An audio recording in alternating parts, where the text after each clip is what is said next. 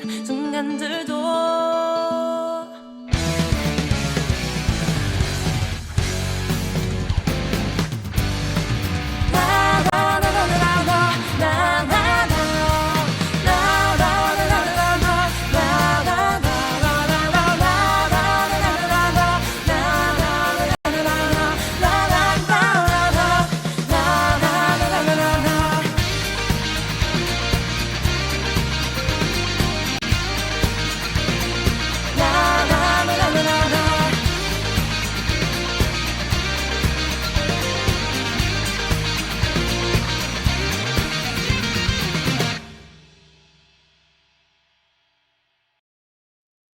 감사합니다. 2025년 8월 24일 숙사 네 번째 시간 4가 예수님에 대하여 성경 말씀은 요한복음 1장 32절에서 34절 말씀입니다. 요한이 또 증언하여 이르되 내가 보매 성령이 비둘기같이 하늘로부터 내려와서 그의 위에 머물렀더라. 나도 그를 알지 못하였으나 나를 보내어 물로 세례를 베풀라 하신 그이가 나에게 말씀하시되 성령이 내려서 누구 위에든지 머무는 것을 보거든 그가 곧 성령으로 세례를 베푸는 이인 줄 알라 하셨기에 내가 보고 그가 하나님의 아들이심을 증언하였노라 하니라. 아멘. 요한복음 1장 32절에서 34절 말씀입니다. 샬롬 사랑하는 성도 여러분, 주일 오후 성경 공부 시간에 오신 것을 환영합니다. 자, 오늘 우리는 예수님은 어떤 분이신가 라는 주제로 함께 은혜를 나누고자 합니다. 우리가 믿는 신앙의 중심이시며 우리의 구원자 되시는 예수님에 대해 아는 것은 신앙생활의 가장 기본이면서도 가장 중요한 부분이라 할 수 있습니다. 오늘 말씀을 통해 예수님을 더욱 깊이 알아가고 그분을 향한 우리의 믿음이 더욱 굳건해지는 귀한 시간이 되기를 소망합니다. 자, 우리가 믿는 예수님은 누구신가? 여러분, 우리는 매일매일 예수님의 이름을 부르며 살아갑니다. 기도할 때도 예수님의 이름으로 기도합니다 고백하고 찬양을 통해 예수님을 높여드립니다. 그렇다면 여러분에게 예수님은 누구십니까? 묻는다면 어떻게 대답하시겠습니까? 어떤 분은 나의 죄를 용서하신 구원자라고 고백할 것이고 또 어떤 분은 하나님의 아들이라 답할 것입니다. 모두 맞는 대답입니다. 하지만 우리가 구원받은 하나님의 백성으로서 구속사의 입장에서 예수님이 어떤 분이신지를 아는 것은 매우 중요합니다. 구속사는 죄로 인해 타락한 인간을 구원하시기 위한 하나님의 길고도 위대한 계획을 의미합니다. 그리고 그 구속사의 중심에는 바로 예수 그리스도가 계십니다. 자, 오늘 우리는 구속사의 주인공이신 예수님을 만나시고 질문을 통해 함께 답을 찾아가며 예수님을 인격적으로 만나는 시간이 되기를 바랍니다. 구속사의 중심 예수 그리스도입니다. 첫 번째로 예수님은 성자 하나님이십니다. 먼저 질문을 드리겠습니다. 성경은 예수님을 누구라고 증언하고 있나요? 예수님을 하나님의 아들이라고 부르는 것은 어떤 의미를 가질까요? 우리는 하나님을 삼위일체 하나님이라 고백합니다.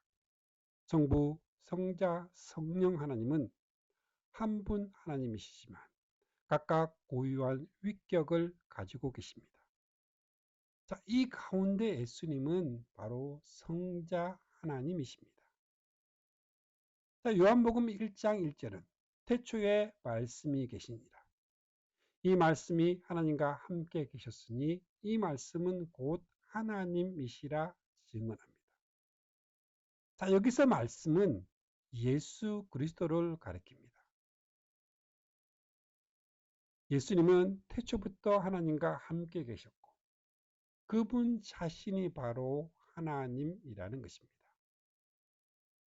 자, 또한 성경은 예수님을 하나님의 아들이라고 증언합니다. 요한복음 1장 34절입니다. 내가 보고 그가 하나님의 아들이심을 증언하였노라 하니라. 요한 1서 5장 5절입니다. 예수께서 하나님의 아들이심을 믿는 자가 아니면 세상을 이기는 자가 누구냐? 자, 여기서 아들이라는 표현은 인간적인 부자 관계를 의미하는 것이 아닙니다. 이는 예수님께서 하나님과 본질적으로 동일하신 분임을 나타내는 신학적인 표현입니다. 아버지와 아들이 같은 본질을 공유하듯 예수님은 성부 하나님과 동일한 신성을 가지신 분이라는 의미입니다. 두 번째 질문입니다. 우리가 예수님을 하나님의 아들로 믿을 때 우리에게는 어떤 놀라운 변화가 일어나나요? 우리가 예수님을 하나님의 아들로 믿고 영접하는 순간 우리에게는 놀라운 신분의 변화가 일어납니다. 요한복음 1장 12절입니다. 영접하는 자, 곧 그 이름을 믿는 자들에게는 하나님의 자녀가 되는 권세를 주셨으니 죄의 종이었던 우리가 창조주 하나님의 자녀가 되는 권세를 얻게 되는 것입니다. 이는 우리의 노력이나 자격으로 얻는 것이 아니라 오직 예수 그리스도를 믿는 믿음으로 말미암아 주어지는 하나님의 선물입니다. 만유보다 크신 하나님의 자녀가 되는 것. 이것이야말로 세상 그 무엇과도 비교할 수 없는 가장 큰 복이 아닐 수 없습니다. 두 번째는 예수님은 사람이 되신 하나님이십니다. 성육신이십니다. 세 번째 질문입니다. 전능하신 하나님께서 왜 굳이 연약한 사람의 몸을 입고 이 땅에 오셔야만 했을까요? 이것은 기독교 신앙의 가장 신비롭고 위대한 진리 중 하나입니다. 성경은 이를 성육신이라 표현합니다. 빌립보서 2장 6절에서 7절 말씀입니다. 그는 근본 하나님의 본체시나 하나님과 동등됨을 취할 것으로 여기지 아니하시고 오히려 자기를 비워 종의 형체를 가지사 사람들과 같이 되셨고 하나님과 본질적으로 동일하신 예수님께서 하늘의 모든 영광을 버리시고 낮고 천한 인간의 모습으로 이 땅에 오셨다는 것입니다. 왜 그러셨을까요? 이것은 바로 우리의 죄 문제를 해결하시기 위함입니다. 아담의 불순종 이후 모든 인간은 죄의 노예가 되어 하나님과 단절되었습니다. 죄의 싹슨 사망이기에 모든 인간은 영원한 죽음을 피할 수 없는 운명에 처하게 되었습니다. 이 문제를 해결하기 위해서는 죄가 없으신 분이 우리를 대신하여 죄의 값을 치러야만 했습니다. 하지만 이 땅에서 한 분, 한 사람의 의인도 없습니다. 바로 이때 하나님께서 직접 인간의 몸을 입고 이 땅에 오시는 놀라운 방법을 계획하신 것입니다. 죄 없으신 하나님께서 사람이 되심으로 우리의 죄를 대신 짊어지실 자격을 갖추신 것입니다.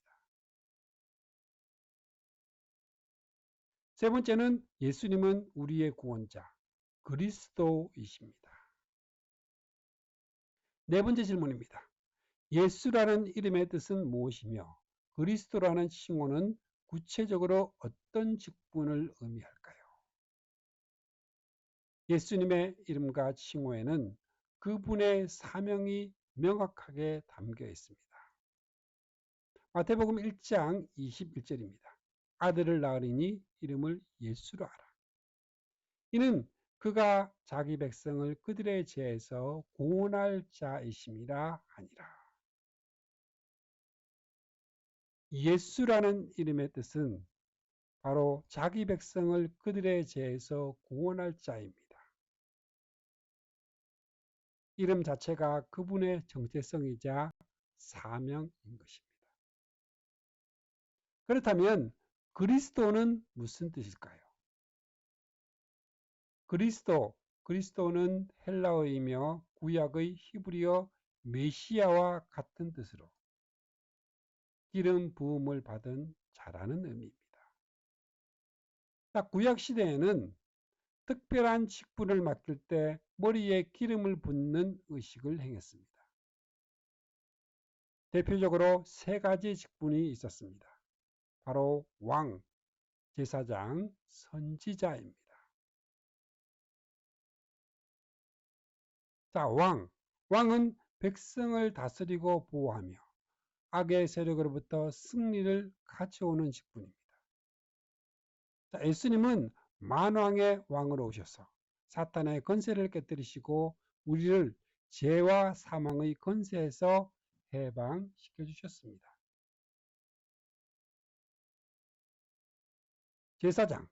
제사장은 죄인과 하나님 사이를 연결하는 중보자 역할을 했습니다. 백성의 죄를 대신하여 짐승의 피로 제사를 드렸습니다. 예수님은 영원한 대제사장이 되셔서 짐승의 피가 아닌 자신의 피로 단번에 영원한 속죄를 이루심으로 하나님께 나아갈 수 있는 새로운 살 길을 열어주셨습니다. 선지자는 하나님의 말씀을 백성에게 대언하는 역할을 했습니다. 예수님은 참 선지자로 오셔서 하나님 나라의 비밀을 가르쳐 주셨고 그분 자신이 바로 살아있는 하나님의 말씀 로고스가 되셨습니다. 예수님은 이 세 가지 직분을 모두 온전히 이루신 유일한 그리스도이십니다. 초대교회 성도들이 예수는 그리스도시라 외치다 순교를 당했던 그 이유는 바로 이 고백 안에 담긴 엄청난 의미를 알았기 때문입니다. 예수님은 바로 구약에서부터 약속이 된 인류를 구원할 유일한 메시아라는 신앙 고백이었던 것입니다. 네 번째로 예수님은 우리의 유일한 중보자이십니다. 다섯 번째 질문입니다. 예수님께서 하나님과 우리 사이의 중보자가 되시기 위해 반드시 갖추셔야 했던 두 가지 조건은 무엇이었을까요? 죄로 인해 하나님과 원수가 된 인간을 화목하게 하는 다리.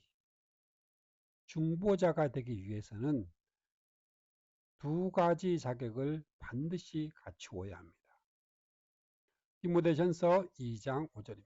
하나님은 한 분이시요 또 하나님과 사람 사이의 중보자도 한 분이시니 곧 사람이신 그리스도 예수라. 첫 번째로 참 하나님이셔야 합니다. 왜냐하면 죄의 문제를 근본적으로 해결하고 우리에게 영원한 생명을 주실 수 있는 그 능력은 오직 하나님께만 있기 때문입니다. 예수님은 성부 하나님과 동등한 신성을 가지신 참 하나님이십니다. 두 번째로 참 인간이셔야 합니다. 인간의 죄를 대신하기 위해서는 반드시 인간의 몸을 입고 인간을 대표하여 죄값을 치러야 하기 때문입니다. 예수님은 우리와 똑같은 희로애락을 느끼시고 시험도 받으셨지만 죄는 없으신 완벽한 인간이셨습니다.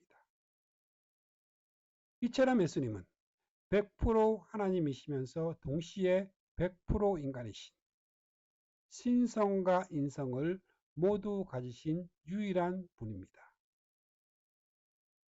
그렇기에 하나님과 인간 사이를 연결하는 완벽한 중보자가 되실 수 있었던 것입니다. 여섯 번째 질문입니다. 예수님의 중보 사역의 절정은 무엇이었으며 이를 통해 우리는 어떤 은혜를 잊게 되었나요? 예수님의 중보 사역의 절정은 바로 십자가의 죽음입니다.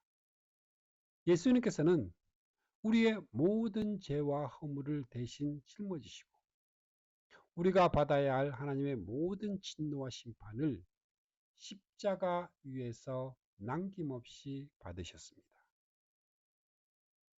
이사야 53장 5절 말씀입니다. 그가 찔림은 우리의 허물 때문이요 그가 상함은 우리의 죄악 때문이라. 그가 징계를 받음으로 우리는 평화를 누리고 그가 채찍에 맞음으로 우리는 나음을 받았도다. 예수님의 이 희생적인 죽음으로 말미암아 하나님과 우리 사이를 가로막고 있던 죄의 담이 허물어졌습니다. 우리는 더 이상 죄의 종이 아니라 하나님의 자녀로서 담대히 은혜의 보좌 앞으로 나아갈 수 있게 된 것입니다. 이것이 바로 예수 그리스도를 통한 구속의 은혜입니다. 이제 우리는 어떻게 살아야 할까요? 마지막 일곱 번째 질문입니다. 이처럼 놀라운 예수님의 은혜에 보답하기 위해 우리는 어떤 삶을 살아야 할까요?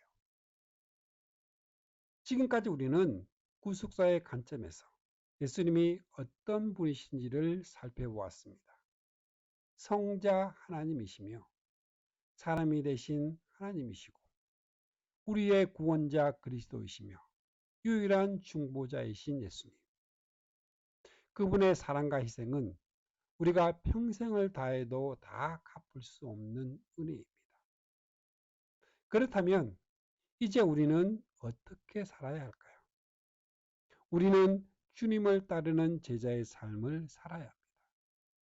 예수님께서는 우리에게 이렇게 말씀하셨습니다.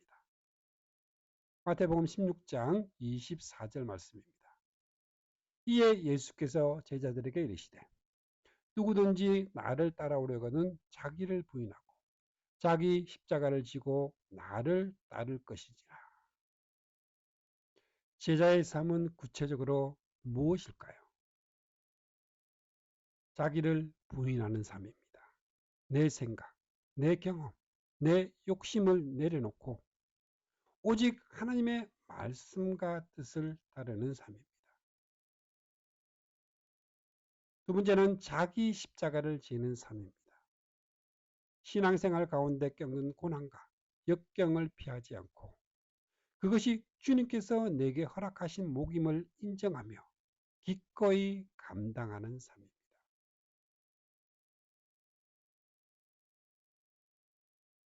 세 번째는 예수님을 본받는 삶입니다.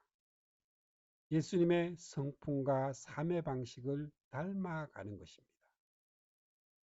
특히 예수님께서 감당하셨던 중보자의 사명을 우리도 이어받아야 합니다. 우리가 받는 구원의 감격과 은혜를 아직 알지 못하는 이웃과 가족, 친구들에게 전하는 것입니다. 전도야말로 우리가 감당해야 할 가장 중요한 중보자의 사명입니다. 예수님께서 우리를 위해 하나님과 우리 사이의 다리가 되어 주셨듯이 이제 우리가 세상과 하나님 사이를 잇는 작은 다리가 되어야 하지 않겠습니까? 사랑하는 성도 여러분, 오늘 말씀을 마음 깊이 새기시기를 바랍니다. 나를 위해, 나를 위해 생명까지 내어주신 예수 그리스도의 사랑에 감사하며 남은 생애 동안 주님을 따르는 참된 제자의 삶, 복음에 증인된 삶을 살아내시는 저와 여러분이 되기를 주님의 이름으로 축복 축복합니다. 아멘. 오늘 우리의 신앙도 마찬가지입니다. 예수님께 무엇을 받기 위해 따르는가? 아니면 예수님 그분 자체를 사랑하고 그 안에 거하기 위해 따르는가를 돌아보아야 합니다. 참된 믿음은 예수님을 먹는 믿음입니다.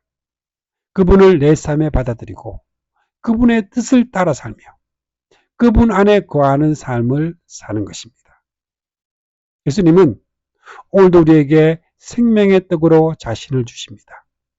우리는 그분 안에서 날마다 새 힘을 얻고 진정한 만족과 영생을 누리며 살아가는 그 삶을 살아가시기를 축복합니다.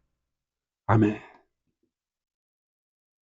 축복합니다. 지금은 우리를 구원해 주신 주 예수 그리스도의 은혜와 하나님 아버지의 거룩하신 사랑과 날마다 우리를 승리하게 하시는 성령님의 역사가 오늘 함께한 주님의 백성들에게 영원토록 함께 있기를 주님의 이름으로 축복합니다.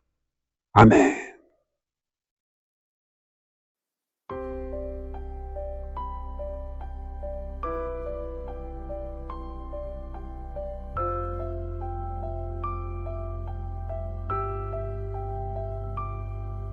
그대 폭풍 속을 걷고 있을 때 비바람을 마주해야 할 때 불빛조차 보이지 않아도 그대 혼자 걷지 않을 거예요.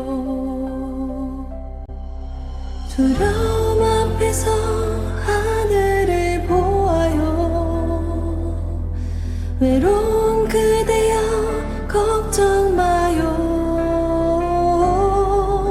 꿈꾸는 그 길을 또 걷고 걸어요. 그대 혼자 걷지 않을 거예요. 내 폭풍 속을 걷고 있을 때 비바람을 마주해야 할 때 빛조차 보이지 않아도 그대 혼자 걷지 않을 거예요. 두려움 앞에서 하늘을 보아요. 외로운 그대여 걱정 마요. 꿈꾸는 그 길을 또 걷고 걸어요. 그대 혼자 걷지 않을 거예요. 폭풍 속을 걷고 있을 때 비바람을 마주해야 할 때 빛조차 보이지 않아도 그대 혼자 걷지 않을 거예요. 두려움 앞에서